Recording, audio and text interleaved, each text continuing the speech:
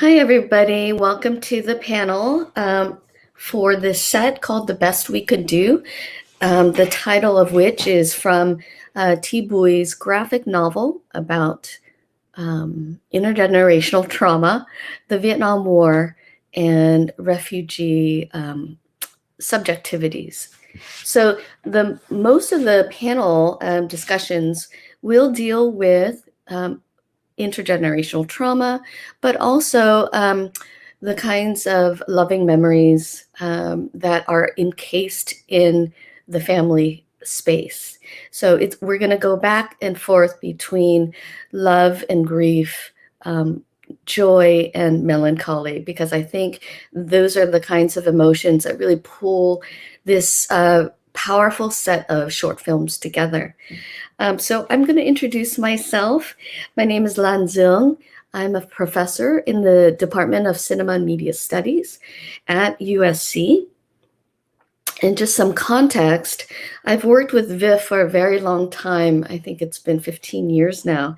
And I'm familiar with the quality of global films that are screened at this festival. I'm very happy to be a part of it today as a moderator for this panel. But in general, VIF is a wonderful venue to see films that you wouldn't normally see. And we also, so through this venue, we're able to look at into the lives of others across the world, those who are Vietnamese, those who are young, old, rich, poor, men, women, non-binary, children, LGBTQs, in the past and contemporary moment. So it's a vast archive of films that I'm so happy that we get to showcase every year, except for the pandemic year last time. As a scholar of Vietnamese film, I find that it's really exciting. It's a really exciting time for Vietnamese cinema. And I hope with this panel that we also contribute to what I think needs to be initiated and reactivated all the time, which is the discourse around film and the kind of filmic languages that the directors who I'm talking about are putting forth as Vietnamese and Vietnamese diasporic cinema. So I'm delighted to be talking to the directors in this panel. It's an incredible set of films dealing with family politics and the vexed relations that are often found in the home as intergenerational traumas, debt, grief, and rage are passed down and inherited from parents to children, most often in these films. And it's also the children who have had to bear witness to these issues and make do in moving on, hence the title, The Best We Could Do. So here I am talking about No Crying at the Dinner Table with director Carol Wing, Distant Interiors with Kieu Anh Trường, let's see, Nhớ Bà by Mai Nguyen, and Good News by Osric Zhao. And we're calling from all over the world and all over the States. So I welcome the directors. So I wanted to begin with the home and the set of the home, because it seems to be a focus for many of the films in this particular, for the directors for this panel. So we have the animated short Nhớ Bà by Mai Nguyen and Good News by Osric Zhao. And I think in the kinds of sentiments that tie these two films together, even though they're different genres, are the nostalgia, love, and illness. And mixed into that is a kind of melancholy that permeates through these shorts in terms of the loss that is experienced and even anticipatory grief that plays out in Zhao's film in particular. And so I'm going to begin with Zhao, with Osric, to ask about the place of the home in your film and this good news of pregnancy that is an ironic title.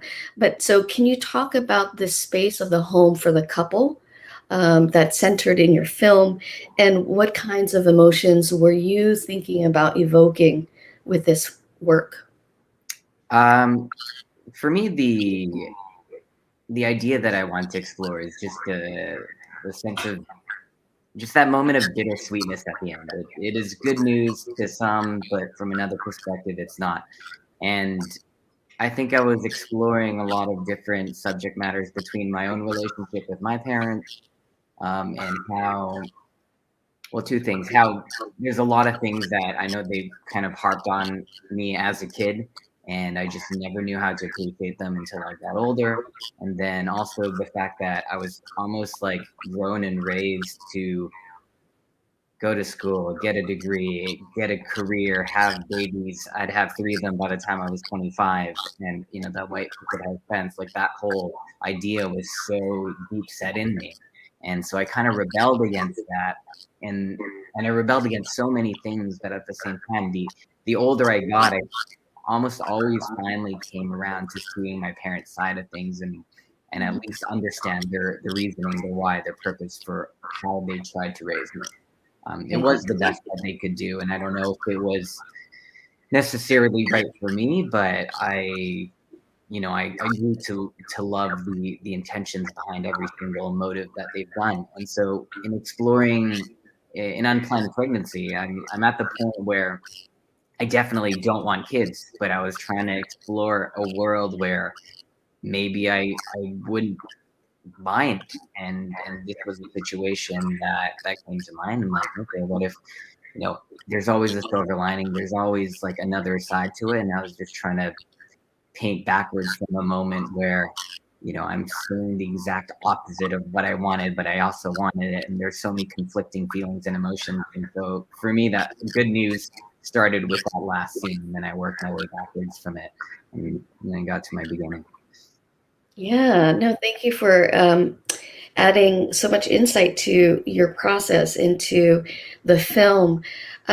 So you began your response by talking about the pressures that your parents have put upon you, and I think that speaks to the the idea of trauma, but that is specifically experienced by refugee families. So, can you talk a little bit more about how that might have figured into your male character's perspective about not wanting to have kids? Because that's what plays out in the film, and it's a conflict that is kind of just barely resolved by the end of the film. Yeah, so I Yeah, think a lot of that a lot of comes down to gone the to the different different values, I values should say, they between the East and the the East West. and the West. So So on the on Western the side, Western we side, value individualistic, you know, gain and accolades and all that, whereas in the East, it's more about family values, about yeah, that love and coming together. together. And for And me, for I me, always just always like just dived like into that. how much more How I much can do. more? I'm a super ambitious person. I can do more and more and more. And at what point, do I have time for a family? At what point do I have to visit my parents or siblings or what have you? And it wasn't until just like 2 years ago, maybe, that I realized how old my parents were getting. And it devastated me. And everything was kind of put in perspective. And I feel like the older I get, the more I'm like, oh, there's no, and people tell you this all the time, but it didn't hit till you get to a certain age, and like, like nothing really matters without love, without family. And like that finally made sense for me. So Ryan is a character that goes through that journey of thinking that he has his life set because these are the things that he wants. But really those are only the things that he wants, but it's not necessarily what he needs. And until he's put in that position where he doesn't have that choice anymore, he realizes he'd rather have that than all those things that he was, working his ass off for.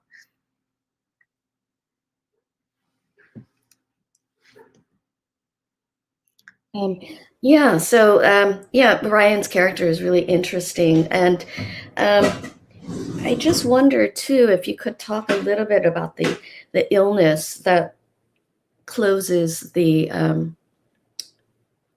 that closes the film, and why you ended on that note of, again, it's to ironize the notion of good news, but um, what do you what was your what did you want the viewer to take away from that very poignant moment of Again, yeah, it was just the moment that, like, anyone, no matter how strong your views are on this one particular thing, there's usually some situation where it's like, okay, you actually would rather go there. I have a terrible habit of playing devil's advocate, or just seeing the silver lining in everything. And I know it annoys a lot of people, but it's just something that I do. And so this is just one of those situations where I wanted Ryan to go on that journey, and I wanted people to be so happy for Nicole because she finally gets what she wants, like her husband to come around to having this beautiful life, but also knowing that, like, she doesn't know the devastating side of Ryan is that he just hasn't come around to telling her yet. He knows he has to and he will, but he's just trying to, like, delay the inevitable for just a brief moment more to kind of, like, it's, to offer her that ignorant bliss of not knowing for as long as he possibly can, and trying to savor that moment. And I ending the movie there, I think, like, we can play off how that's going to end in our heads. Like, I think that was the moment where you have the highest of highs on one side and the lowest of lows on the other, and I think it just felt right to end it there.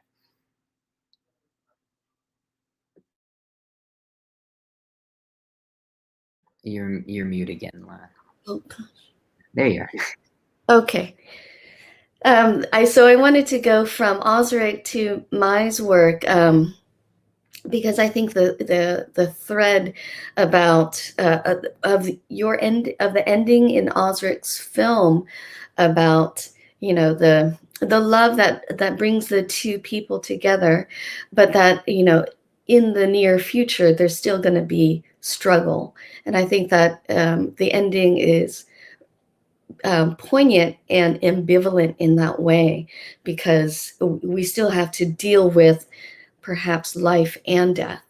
And so with Mai's work, I think there's those kinds of elements there, in this like really beautiful animated short and homage to the grandmother, right?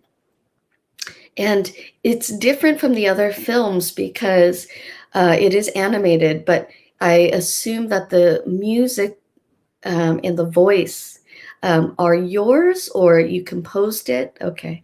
Can you talk a little bit about the process and the decisions to do that, to individualize or personalize this memory, and if we end with, and what was the kind of takeaway that you wanted to impart to your viewers? I think in a way it could be seen as similar to Osric, because especially over the pandemic, I was thinking a lot about my parents getting older and not having the opportunity to go back to Vietnam to see my aging relatives, like my grandmother. So it kind of started with that idea.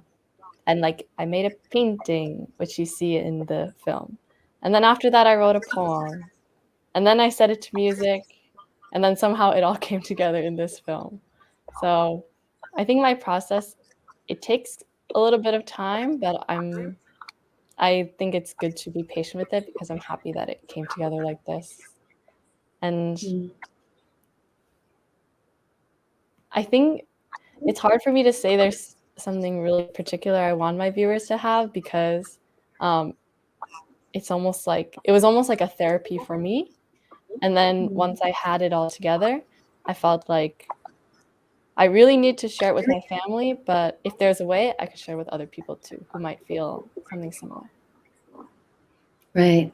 So it's highly personalized, because it's your work. I mean, creatively, it everybody's film is their personal creation, but you've also made artwork for it. You composed this music, the poem, and then also sang to it. So it seems to be what is it? A very intimate portrait of your melancholy, or your loving remembrance of your grandmother. So I just wanted to make sure, are you creating this kind of homage because your grandmother has passed, or is it because of the separation? Well, thankfully, she's still alive, which is really nice. So, and I would say because of separation. Um, yes. Yeah. So again, I think one of the threads that I wanted to pull through the discussions with you all is the idea of refugee families having to deal with things like, um, you know, thinking through the war and all the grief that has caused, but how a loss is felt by refugee families and separation has been experienced.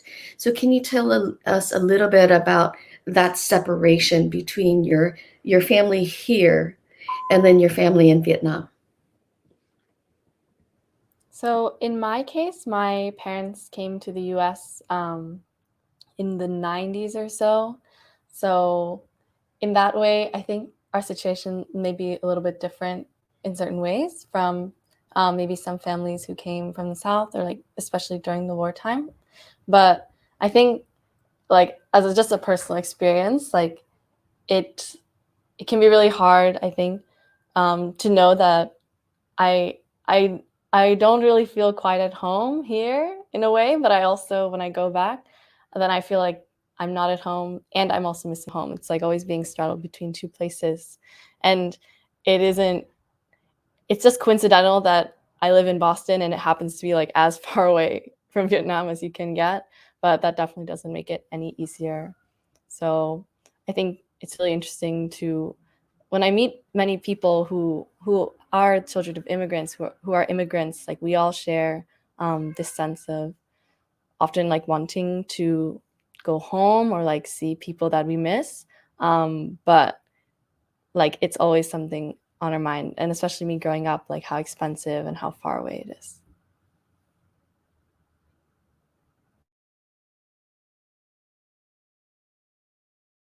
Sorry. I think it's a running theme in a lot of Vietnamese overseas films where the pain of being exiled or the pain of being separated really lives on, not only in terms of our grandparents or parents' generations, but also in the younger generation. That is also passed on, as well as the traumas. So thank you for that. And I wanted to just note that Kieu An is actually in Vietnam. So we do have a very transnational panel here that speaks to, that mobility, or the feeling of wanting to be elsewhere, even though that you're here. So it's a very, what is it?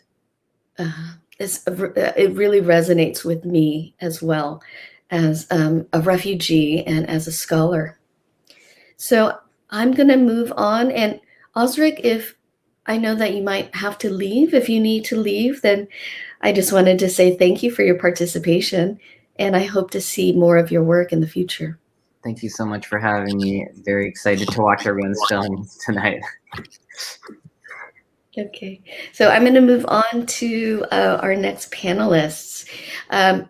Speaking of then of Kieu An's work, um, the idea of the home, because it is it solely takes place inside a home. You don't move out of it.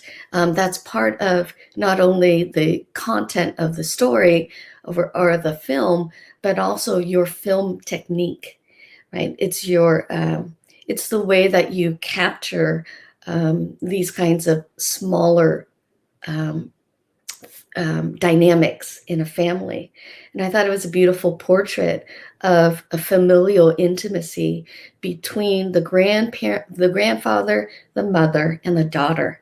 So, can you talk a little bit about the decision to um, set all of the action within this space and within the home? And can you talk about what you wanted to say with that kind of setting? Yeah, thank you for the question. So I came from Vietnam to the US as an international student, and I think many international students would understand how I feel like the word home meant so many things at the same time. Like it meant my home country or the family home I have in Vietnam. It also meant like the house where I rented a room, like 20 minutes away from school or something. So like when sometimes I'm just like when I say I'm going home, I'm not I wasn't so sure like which home I'm talking about sometimes. So I think that's why like the idea of home and what makes a home or what makes a family became an obsession for me. So I had another film before this, an interior called An American Family, and it also set entirely inside. So I think I just like as I live in the US, I kind of wanted to observe how families and homes are like in the US. So I think that's why and I just like feel like, oh, that that place, it's just like, oh, can I make it into a home? Like maybe it's a shared kitchen. Can it be a home? So I think I kind of gotten really obsessed with interiors as well, because it's just like that place that you can call home. So yeah, and I think because like I mentioned that I wanted to observe, and that was also how I wanted to set the camera. Like it's still, and uh it capture a wide shot so I can see everything of the place. That kind of, yeah, that's the idea. Oh, I love that. I love thinking about homes, even though you're based in Vietnam, and that is where you call home, but in general. But I think the idea of exploring how homes are in the US context is really interesting. Not only that, but you're the one film within this set that doesn't have Vietnamese actors or subjects in it. So the family that you feature in Distant Interiors, what ethnicity are they? They are mostly so the two women are from Spain, and then the grandfather is I think, oh no I not think he was from Argentina. So I wanted to create a family of Latino background, or a Spanish speaking family at least. Yeah. Right. And then, as with Osric's work, we also have the trope of illness. Can you talk a little bit about why the grandfather and not a grandmother, for example, because other films deal with these other kinds of matriarchal figures? Why the grandfather? Why is he sick? And what kind of impact that has on the mother and the daughter as a result? I'm sorry, my internet was disrupted a little bit, so can you repeat the question, please? Yeah, so I'm interested in knowing, and I really like the idea that you're working on the concept of home, but from a Vietnamese perspective, and that is focused on a Latino family. So it just really layered for me as a result of what you just explained. So, but going in terms of the trope of illness, as it was with Osric's work, I wonder why the grandfather is stricken with a sickness, and what you wanted to show about that impact on the two women that is part of this family. So a little bit of backstory. The film is inspired by my own grandfather, who I was really close with as a kid, and he passed away many years ago. And I always remember him like in his room next to the window, like seem really far away. So that's why that's like the title is Distant Interior as well. And then one of my other interest in filmmaking is how to capture the dynamic between like men and women in a family, and how like the gender roles have switched over the year. Like you can see in the film, the grandfather, he's elderly. He's not like an active member of the outside the society anymore.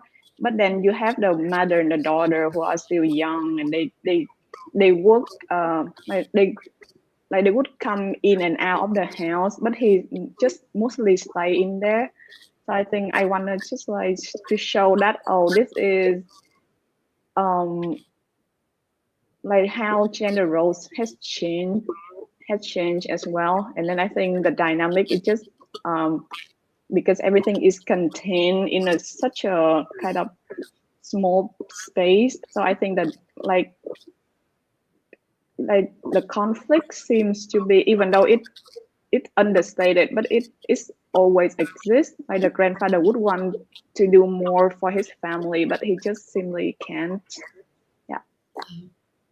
Yeah, no, it's a really beautiful way that you focus in on these family dynamics by, literally using techniques that close in or focus in on these subjects. But then what you also do is zoom out very slowly to take in more of this interior space. And we get a sense of some movement, but a lot of also enclosure and claustrophobia. And I think that's just a really important tension that you're able to effect in this film. And I think the idea of gender roles is very important to the all of the films within this set, because most of the work most of the films in this set have women characters or women subjects as the center of the home, and then their families, or the mother's families, or their relationships with other other family members. And so when I talk about mothers, I also am referring to grandmothers and their relationships to their daughters. And one of the things that keys me and connects the films together is that really loving and yet very vexed relationship that can occur between mother and daughter. And so I really appreciated that.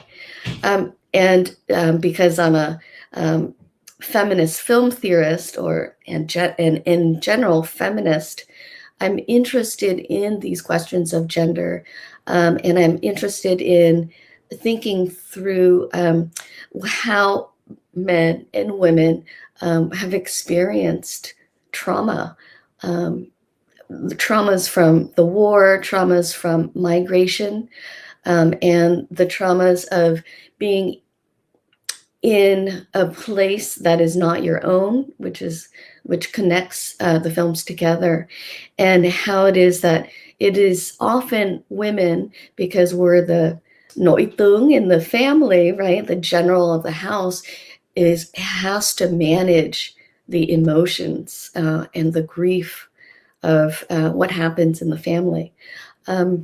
Just as a side note, my first book is about women in the family and the ways in which daughters in particular are supposed to be very are trained or disciplined in such a way as to either want to betray this family or be part of it by being a good daughter. And so that kind of tension, I think, plays out in the national context, where the way that Vietnam has been founded has been a question of being a part of this national family or being outcasted as a part of this national family. So these questions about gender, I think, again, is just really provocative as I think through your works, which brings me to Carol's No Crying at the Table, because I think it really resonates with me, again, as a refugee and as a refugee scholar, because this focus on the interior space of the home is done in such a way that, I mean, to echo what I said to Gyu-an, is very claustrophobic. You never leave the home. And in fact, there's always the subject within this space is always crying, which I find really tender. Because the father is always crying too. And it just ironizes the title of No Crying at the Dinner Table, which I find such a good title. So, Carol, can you talk a little bit about the impulse to make this, again, very personal portrait of the kind of grief that your family has carried from Vietnam to the US? Thank you. I'll just clarify a few things. My parents are immigrants, but me and my sister were born in Canada. So me and my sister are second generation Vietnamese Canadians, but we did not carry that baggage with us. I think for us, it was more like secondhand. But when I started making this film, it wasn't supposed to be a documentary. I had gone out to make a fiction film about a 3-generation family, and I wanted to explore what that dynamic was like. And for me, when I make films, I am very personal and intimate. I want to find those subjects in real life to do research. And so I decided to naturally ask my parents and my sister, who lived in a 3-generation household when we were younger, when my grandparents were alive. And it was through these research interviews that I discovered their stories that you hear on screen. And what struck me was, of course, I'd never heard them say these things before, but I was more shocked that they could relate to an experience that I had, which was bottling our feelings up. And up until this point, I had gone through a trauma when I was in middle school, and I hadn't told anyone. I didn't tell my parents, and it was something that was kind of taboo that I just didn't know how to bring up, because we're never really taught how to grieve together. So when I heard their stories, I knew there was a universal subject here that I wanted to pinpoint. And at the time, I didn't know what that was. Like when I was writing about the film and the treatment, it was like communication and intimacy and love and mental health. And it was like circling around this word of intergenerational trauma, which I found out after the film was made. So that's basically the origins of the story and why I thought it was important to make. Of course, diving into this, there was a lot of preparation and trust building that needed to be done before we even arrived on set. Yeah, so It's so interesting, the process, because it seemed to be, from how you're explaining it, very improvisational, kind of put together Not at as. all. Oh, okay. Well, so what I mean by that is that it seems to be you came up with this fictional film, and then you moved to the documentary work, and if not improvisational, then very created meticulously. But I wanted to know about how you came up with the idea of having the family members listen to a recording of their secrets being unfolded and told. I think from the beginning, the goal was for everyone to be able to hear and actively listen to, 100% of the other person's stories, and to be able to understand and empathize. And I think in real life, the barrier that gets between being able to fully absorb and understand that is language for us. Me and my sister aren't able to fully explain ourselves in Vietnamese. And I think we're kind of still stuck in 6th grade Vietnamese vocabulary. And my parents, they're not fully fluent in English. So we're always trying to have to kind of adapt and settle for feelings that might not be 100% in words of what we want to say. And then I think what's universal is when you are engaging in a discussion, of course, there is an act of listening and responding. But I think the responding aspect of it was not what we needed. We didn't need to hear the cultural barriers that might have been between someone's opinion and another person's, or that moment of thinking what you're going to say next, or that moment of really putting yourself in front of the story and in front of what is being said. So I thought the act of just listening and then having the discussion afterwards would be an interesting kind of form of revealing these secrets for the first time. Yeah, I really like that.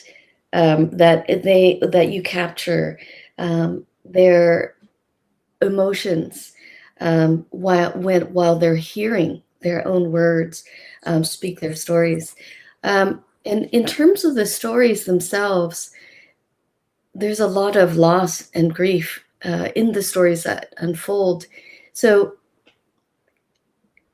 let me see. So I wonder if you could talk about whether the idea of loss and grief is what you wanted to show as a way to talk about intergenerational trauma, as you were talking about, and mental health. How do mental health and intergenerational trauma run through your film from beginning to end?